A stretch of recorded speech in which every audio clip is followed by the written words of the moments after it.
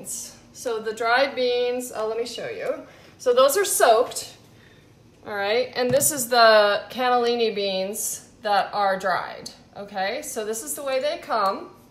And you can see that when they soak, they actually become double the size, right? And so what's cool about it is, oops, I threw it in the wrong one. What's cool about it is these are expanding to more food, and so you don't have to soak a ton of beans to get a lot of beans. So what I do is I soak them in some nice filtered water, if you have it available, and then I also cook it in some filtered water. So what I do is soak it, then drain it. So hold on here. So just drain. Do you rinse them? You're drained, and you can rinse if you want. You just rinse.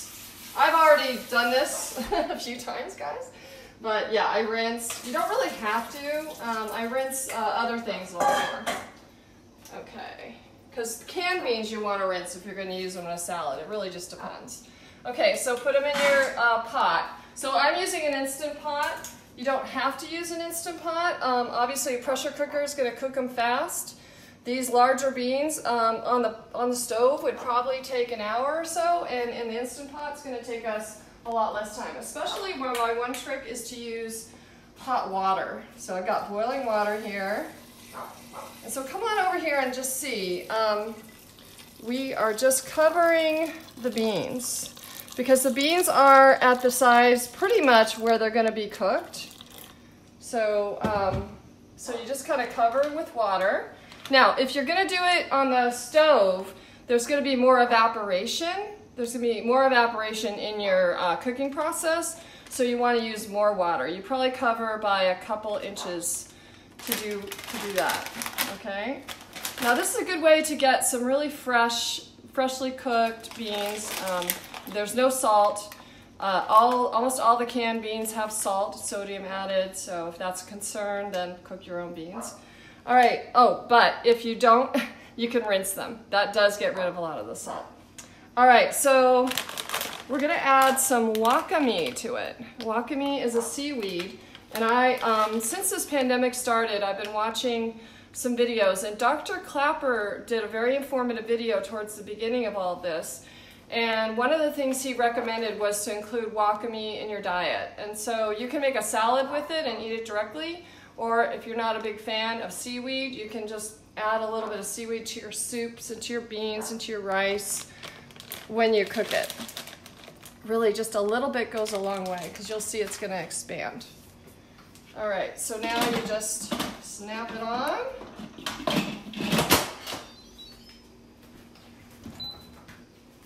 And now you look up in your guide. Hi guys! Louie! Little Louie's in. So you look up in your guide how long it's going to take. And so you just set it for whatever minutes it says, and depending on the size of the bean. And then it's going to come up to pressure. You make sure it's in the middle here, this little guide here for venting. It's going to come up to pressure, and then it's going to go for that amount of time, and then it's going to come down from pressure. So for beans, you're going to let it go the full cycle, so we wanted to get that started right away. And like I said, I had boiled water and added hot water, so it's going to make that process go faster. Okay, so now we have that going. I want to show you how to make the dressing part, and then I'm going to show you how to make the greens. Okay, so truthfully, a lot of people aren't really huge fans of kale, right? So I thought of great ways to include more kale is to make it taste better. So I've got a really great cooking method I'm going to show you, and I've got a really great dressing that's going to add a lot of flavor to it, and so you're really not going to taste the greens. So I want to wash my hands again. So what is the method for washing our hands these days? Actually, honestly, I've been kind of turning off the water so I can really, really, really scrub and get all the crevices in my hands. Get underneath your rings, guys. Do that if you're wearing a lot of rings. bacteria. I don't know about the virus, but bacteria can live down there. All right, so rinse.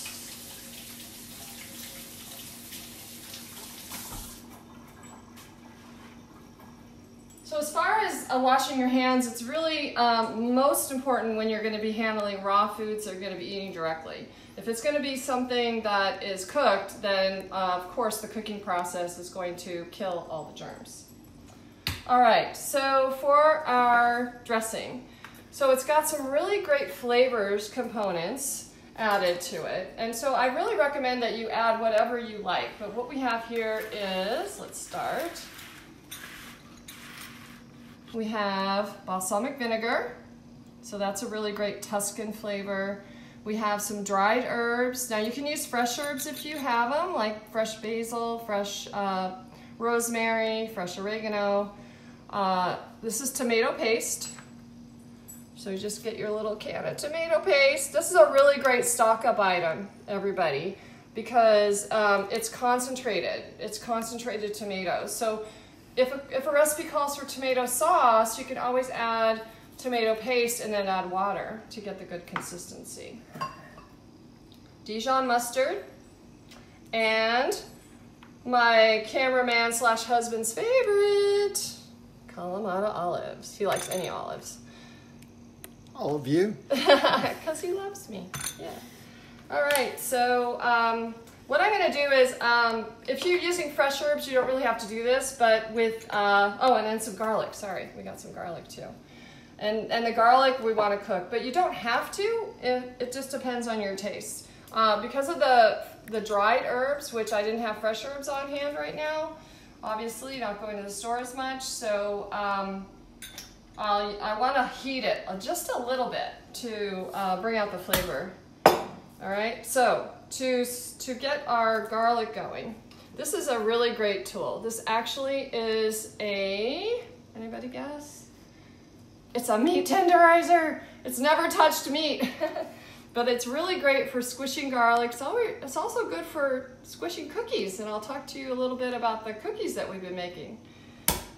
All right, so we'll do a little more. So it just kind of squishes it and makes it easy to grab that peel, right? And then this is a great tool. If you don't have one, I really recommend. This is one that actually has really fine mince on it and a slice component. So I'm gonna mince it today. But if you really like garlic to be, you know, more pungent, like my husband slash cameraman, I kind of like it this way, so you get more garlic throughout. But if you really like that bite, then use the sliced, or just do bigger chunks. Whole cloves. Whole cloves. Yeah, he would just put whole cloves. For a guy who doesn't like spicy food, he likes spicy garlic. All right, so here we got that. I'm gonna go ahead and put this in. I'm also gonna add just a little bit of water.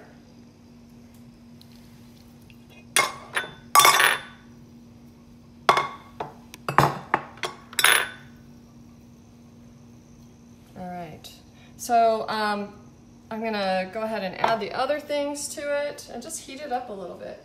So this is the balsamic vinegar, this is the mustard,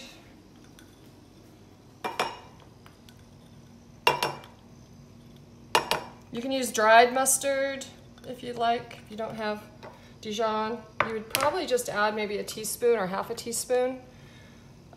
Here's our tomato paste. Now tomatoes are an amazing source of what, guys? Do you guys know?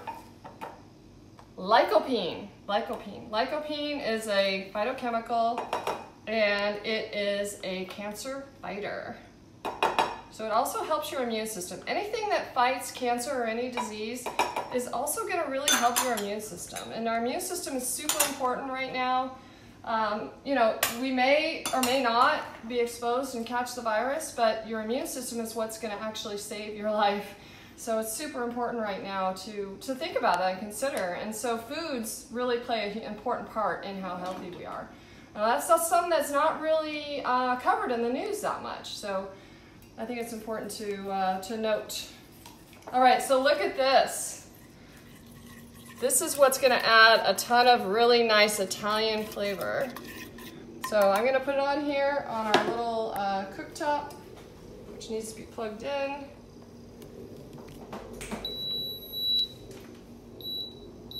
I'm just gonna put it on low. So it's 200, 150 while I cut up our olives. So I did want to share with you another tool. You may not, be getting this right away, but just take note. This is amazing if you use a lot of olives. This is a great little tool.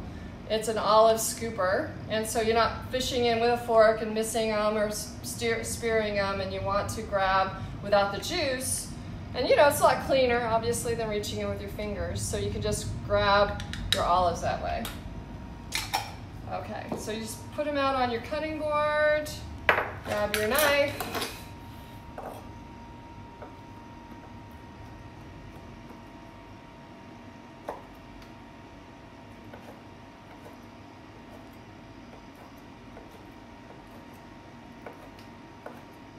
Cut them up as much as you like, or if Stephen was in charge, what would he do?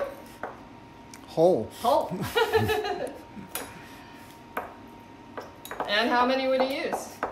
Extra. Absolutely. All right, so I'm just gonna have these off to the side. They don't need to be cooked, they're definitely cooked. So they're adding a really nice flavor, a lot of salt to it. So you may not need to add salt to this recipe. Thinking about what's in here, it's got the mustard. It's got a lot of flavor from the balsamic vinegar. All right, so here's our sauce, just real low. Even 120 I can put it on. And then just put a little water. Just a little, you don't want it to get too thick. You want it to be great to toss on your greens and your beans. Okay. So now what's happened here is you can see that the button has come up. See that? And so that means it's on pressure. You can't take off the lid right now. And now it's going to start to count down the time that we put, and then it's going to go from there. Okay. All right, so I'm going to get our greens ready. I think this is good. I just wanted to heat it up just a little bit.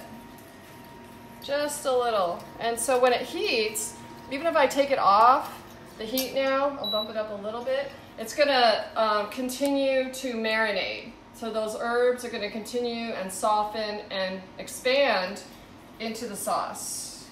So that's just a trick. Right now we may not have fresh herbs. They're kind of more difficult to store and they don't last as long. It's great to buy a plant though. If you have a basil plant on hand, or you can buy a basil plant, keep that on hand. That's nice. Beautiful to see things growing. It is spring, guys. Yay. Okay, so here's our greens. Let me get our boiling water.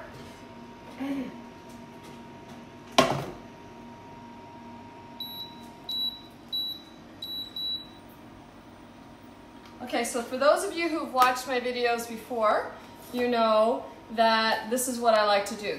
I've been, let's say, working on my greens since 1990 when I became vegan and was like, okay, I'm not gonna consume animal products anymore, and that included dairy.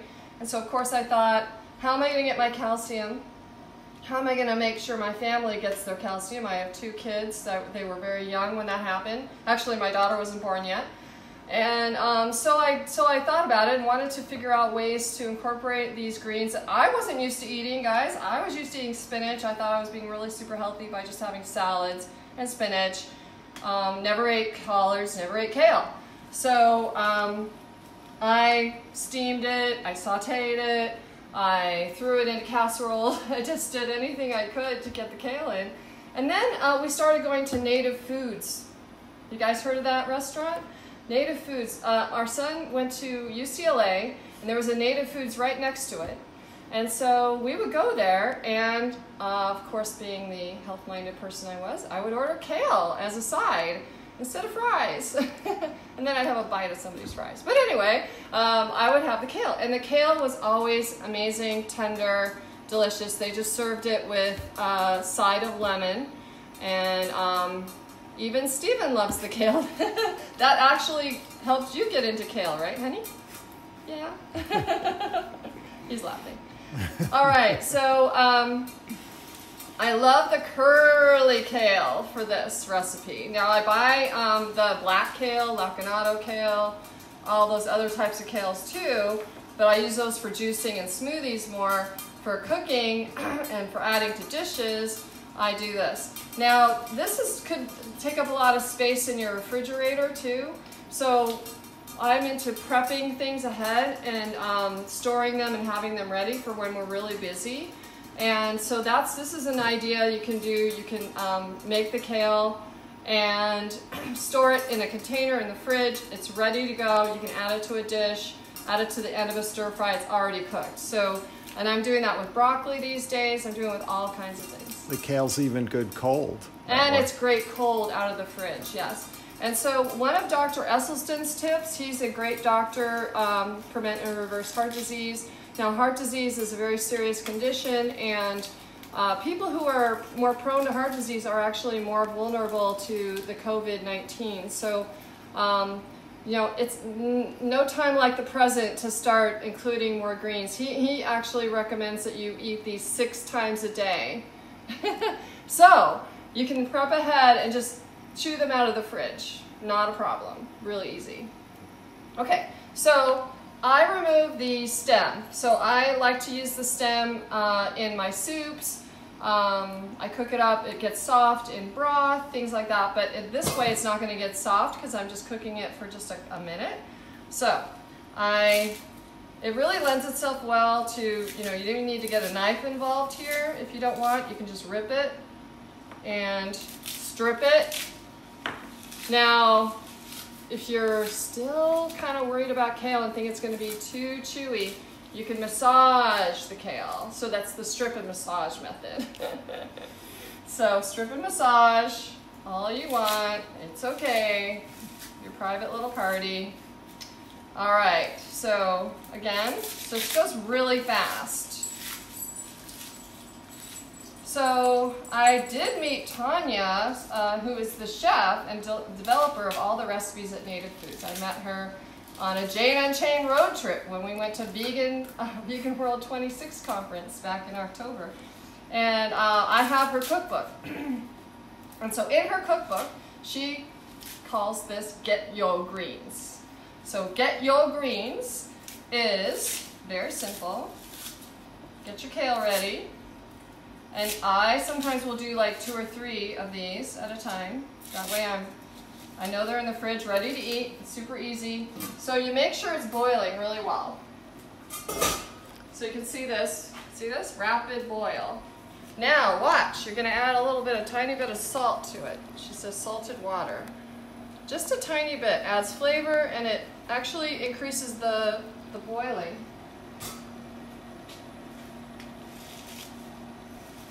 Okay, so now I take my kale and I just put it in here.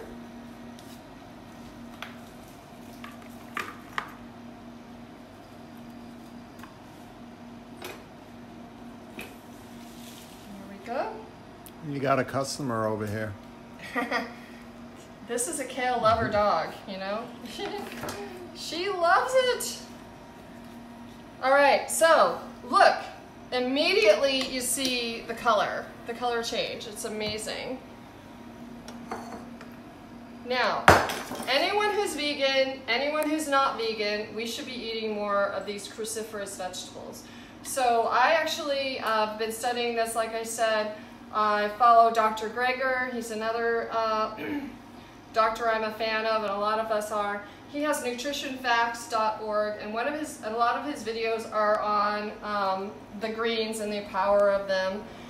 And also Dr. Bernard talks about it in the videos I show for the Food for Life classes. So it is a cancer fighter, great source of calcium, great source of phytonutrients, great source of iron, energizing, gets rid of your excess hormones, cleanses your body. There's so many great things that you can do that kale does. And collards, cabbage, cauliflower, all those amazing cruciferous vegetables. Spinach is not a cruciferous vegetable. Lettuce isn't. They're still good for you, but they don't have those same properties. Okay. Okay, so our kale is ready. And we're going to be adding some tomatoes and some, I'll bring it back over here. Some tomatoes and some scallions, just to add some flavor.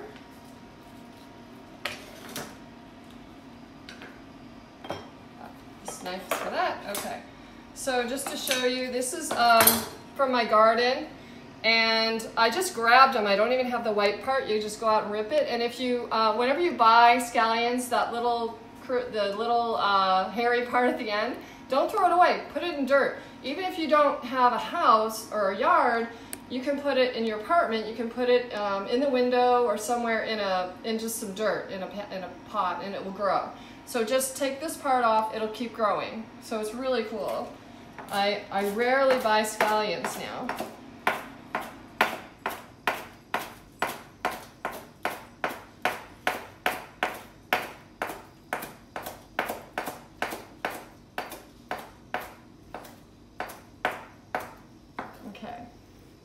So that's going to add some fresh flavor in there. So that goes in with the greens. So I'm going to add some tomato now. Oh, this is great. Use a serrated knife for your tomatoes. Take off that little stem. So I'm going to talk to you guys in a little bit too about storing your produce while the beans are cooking.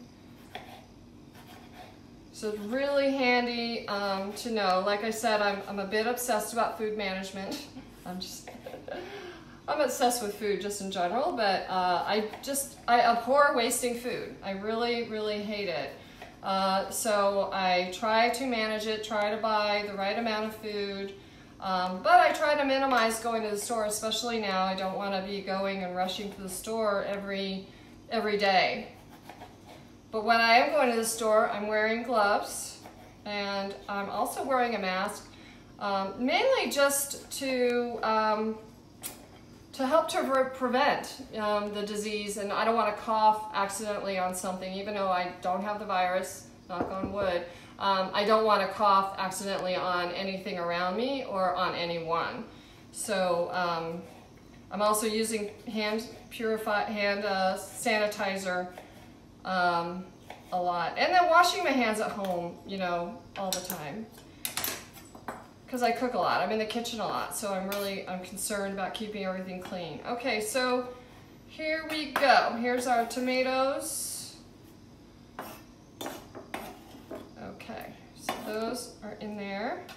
And then we have our sauce ready. I'm going to put it back over here on the heat just to stay warm.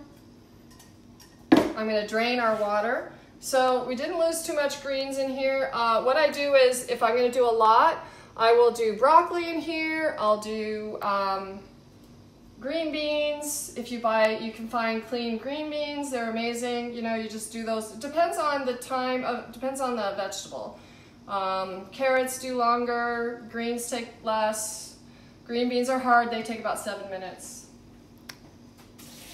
Betty Ann says that her kale dies in the fridge. Does preparing it like this ahead of time help it last longer? Yes, Betty Ann, yes, for sure, for sure. Oh, I wanted to get it out of the fridge too to show you.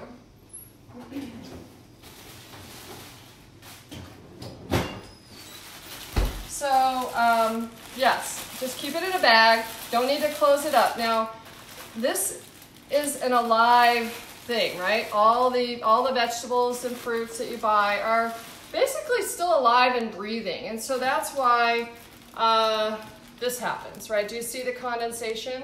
So kale lasts, for me anyways, for a while. So I don't really worry about it, but I don't close it up because I don't want all that to get trapped in here. So I leave it kind of open in their fridge. Betty Ann, do you do that? Do you leave it kind of open? Because I think that might help. But yes, preparing it, and it takes up less space. Keep it in a container. It will last longer that way.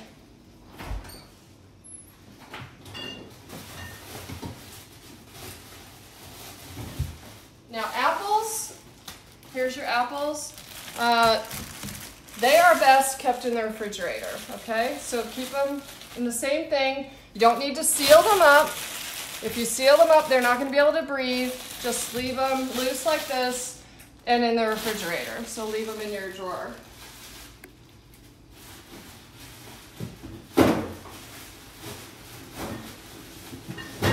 Same with pears. Pears store in the refrigerator.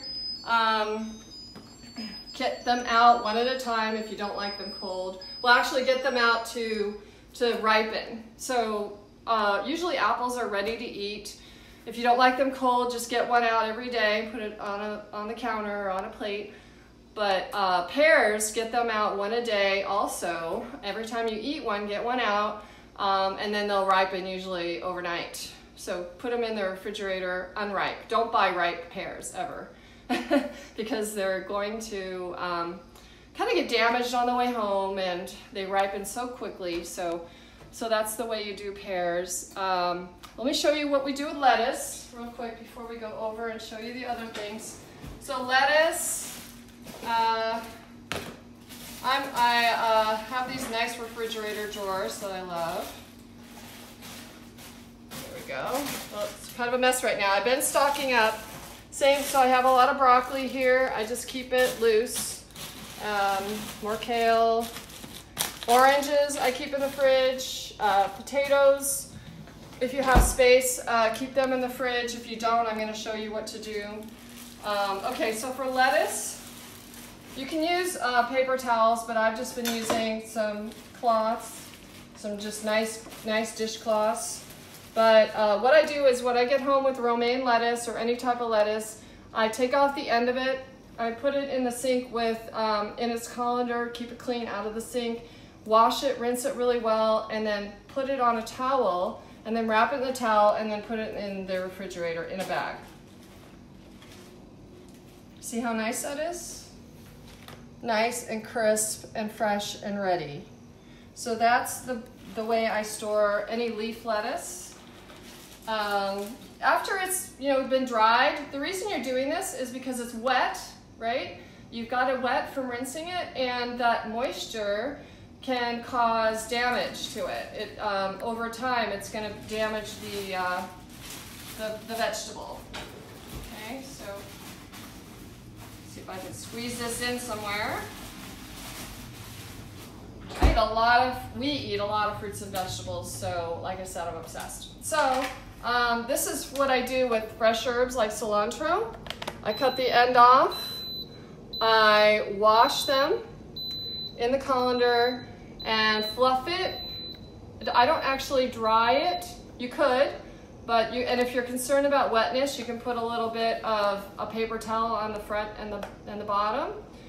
But I just store, this is actually, it's an old Tupperware, but it actually is good that it has air. It actually is good that it's cracked. So that's why I keep that on hand. Okay, so that is your cilantro.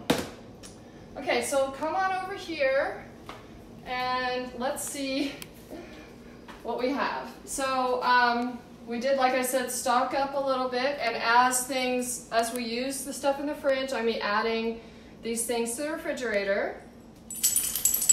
But like I said, potatoes. So everything basically is best stored apart, not in a fruit bowl. Isn't that funny? We've always thought, fruit bowl, so beautiful, cornucopia. Well, guess what? That's not a good way to store your fruits and your vegetables because they need to breathe. So the best is on a plate and separate from each other, sort of. I mean, you don't need to completely separate, but you store these things together. So this is the the white flesh sweet potato. They're fine on the counter for a while. Blueberries. Blueberries I keep in the refrigerator, but if you find out that, it's good to wash them and find out how they're tasting, and if they're a little bit tart and really firm, you can store them on the counter. If they're soft and gushy, you might want to freeze them. But if they're perfect, put it in the fridge. Okay, does that make sense? Yeah, so that's the way to do that. I store my cherry tomatoes out on the counter. Just they're in a container that has air, right? So you can just store it like that. Avocados, I take, as soon as I buy them, I put the unripe avocados in the fridge. But if one's slightly ripe, I'll put that on the counter to use right away. And as soon as I use it, I'll take one out of the fridge, or you know, just time it how often you use it. It might take 1 to 2 days, depends on how ripe they are or how hard they are. So if they're super hard, they may take 2 to 3 days to ripen. So just put them on a plate or on the counter. Once they're ripe and black, then go ahead and put it in the refrigerator again. So that's the way I keep those. Kiwis also are in this nice breathing container usually, and they should just be kept out on the counter until they're ripe. Most fruit you can just keep on the counter. Oranges are usually fine either way in the refrigerator, or they'll last longer, of course, in the refrigerator. But again, store everything separate. Onions, I store onions in the refrigerator normally, but the reason is because it reduces the tears. And it does, of course, lengthen their storage. So what I'm doing is, when I use up an onion, I'm putting one out. So I'm keeping them in the refrigerator so I don't have the tears from cutting them up. So pineapple. Pineapple is to decide if it's ripe or not. If it's not ripe, you know, you can decide by pulling it and smelling it. If it's not ripe, of course, keep it out. Once it's ripe, go ahead and cut it up. It's obviously too big to put in most people's refrigerators, so I cut that up. Here's lemons. Here's, you know, these are best stored in the refrigerator or out. They're getting ready to go in the fridge. Tomatoes, out. I almost always keep them out.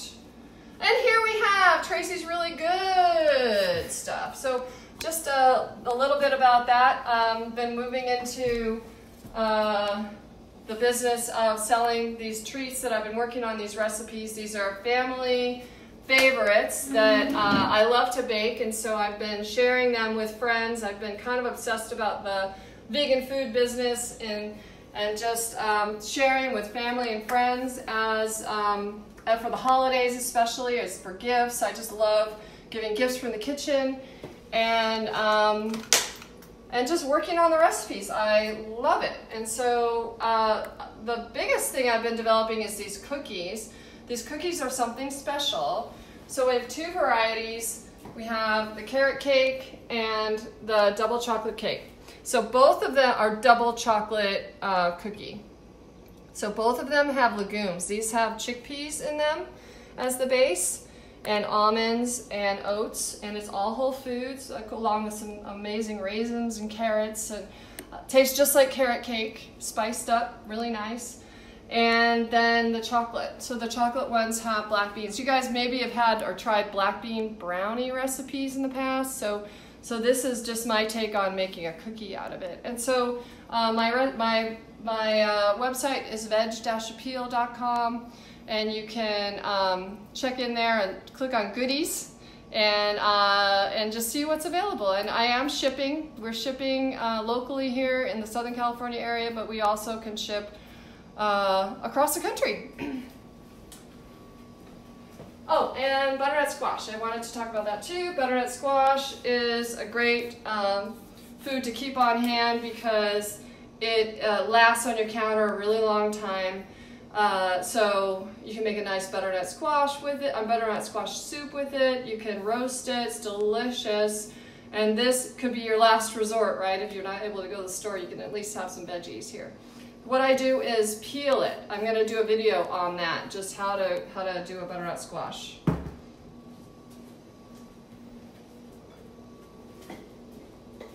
All right, so there's a little more time on the beans, so I wanted to show you the garnish we're going to do, which is marinated onions, marinated red onions. A let me go ahead and wash my hands again.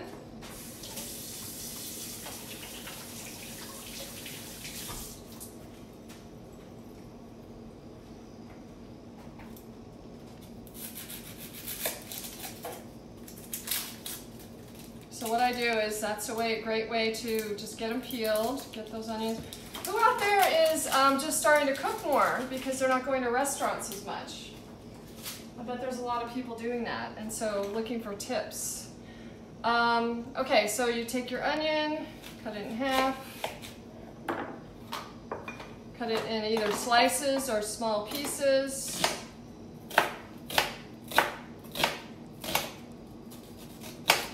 Onions are great for your digestive system. They are also a cancer fighter. It's a nice red onion. So this is a great way to store onions too, so they're ready to eat, is you cut them up into small pieces.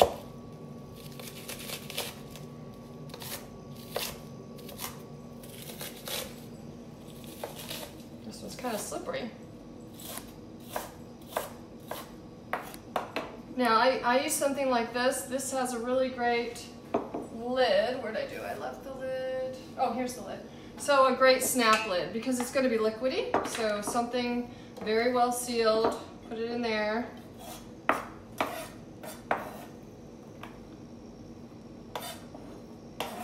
Okay.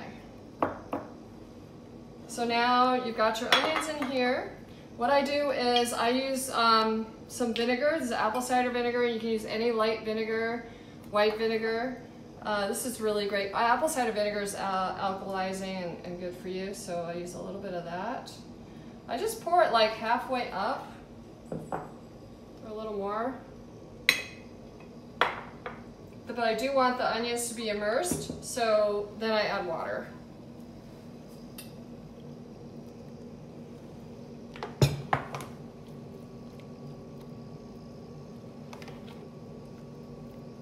And then you just seal them, keep them in your fridge. So this is a great a garnish, a raw garnish for our dish.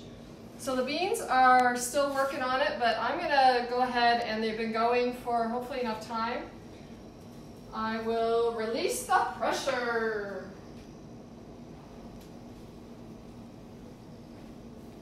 Well, before I do that, give it a little more time. I do want to talk about these viruses. So I know we've been covering it a lot on Jane Unchained, but I was doing some research today. I was watching a video by Dr. Greger, who I mentioned earlier, and it's actually from 2013. He talked about like a lot of viruses and all the things that plague us. Not all the things, but a lot of the things that plague us that are, especially these viruses, are actually stemmed from animals. They're from us domesticating animals.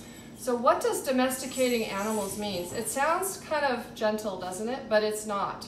So one thing to think about is animals really belong in the wild, don't you think? And when we bring them into our existence, I'm gonna exclude dogs though. Except for Louie. Exclude Louie. No, I haven't heard about anything that comes from dogs, any viruses.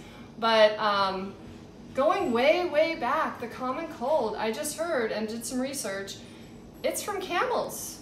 So do you think camels wanted to be domesticated? I mean, even though they've been domesticated for centuries and centuries and centuries, they are a wild animal too. And so common cold actually came from camels. The flu of 1918 was the first flu that we ever had as humans, and that actually came from ducks. So it came from farming, domesticating, which means farming and putting them in confined areas and killing them for food. That's where the flu came from. So let's all remember that and get this information out to your friends and family, because it's really important that we understand that the way we treat animals and what is happening in the industry is not natural, it's not good, and we can all be better off living without having these farms and these confined areas for animals. Okay, so let's check the beans.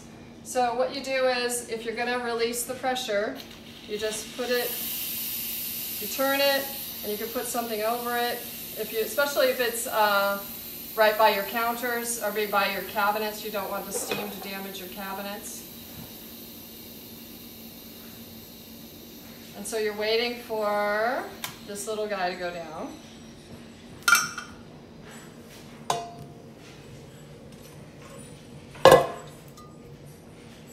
Okay. Oh yeah. Oh yeah. Those are nice. So you can tell they're done when they start to crack like that. Some beans crack and others don't. These white beans, these white cannellini beans tend to crack. So we're looking for a can's worth, which is basically 1.5 cups. So I'll usually just do 3 halves. 1. So you see what happened to the seaweed, everybody? It doesn't taste like anything really. You can just use it or not use it, doesn't really matter. I mean, it's probably better if you do use it, but if it bothers you, take it out. The nutrition, which is iodine, that's the main thing, other trace minerals, have dissipated into the water and into the beans.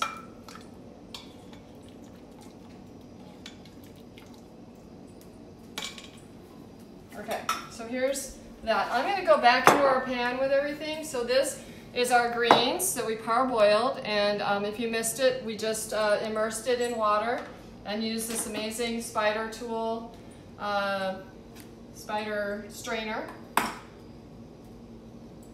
All right, and we got some scallions, some fresh tomatoes. Put it in here. Actually, let's drain any excess water. We add our beans in here. I'm going to get a better spoon. Okay.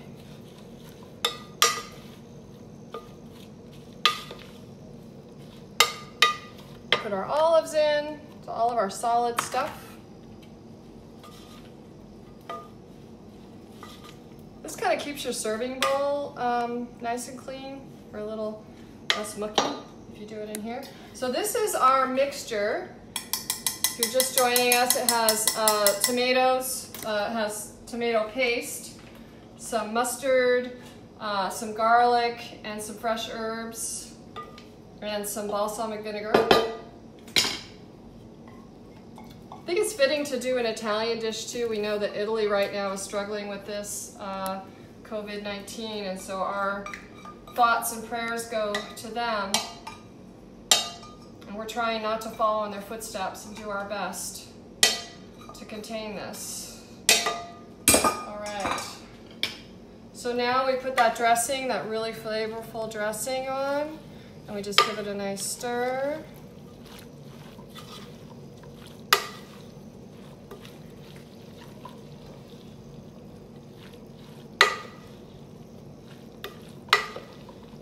Give it a really good stir. Now for serving.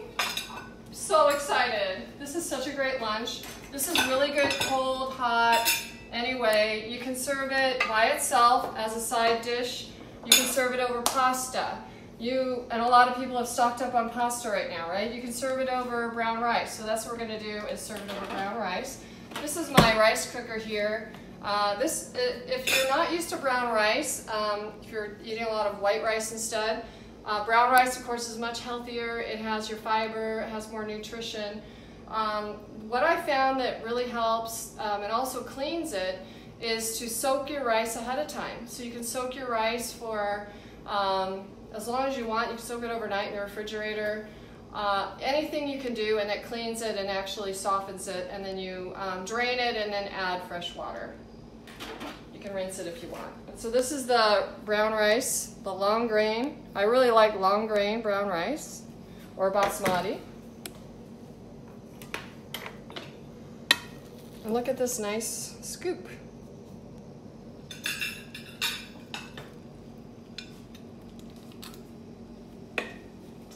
All right, so now we'll take some of our greens with all of those flavors. Make sure we grab everything. So this has got a lot of protein in it from the beans. It's got a lot of calcium in it from the greens. It's got a ton of flavor. It's amazing. So now for our nice, now these should go a little longer. I just did want to show you how to do it. But these are the onions. These are the marinated onions. And you know, it depends on you. If you just let them marinate a little bit, they're just going to be a little bit more bitey. But the vinegar does take off a lot of the bite and stores it nicely and softens it up. It's almost like it's cooked. So that's your garnish.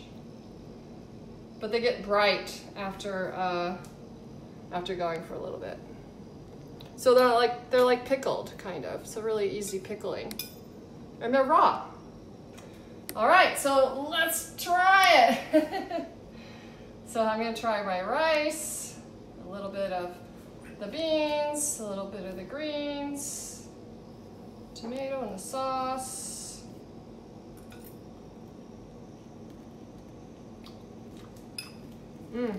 So much flavor.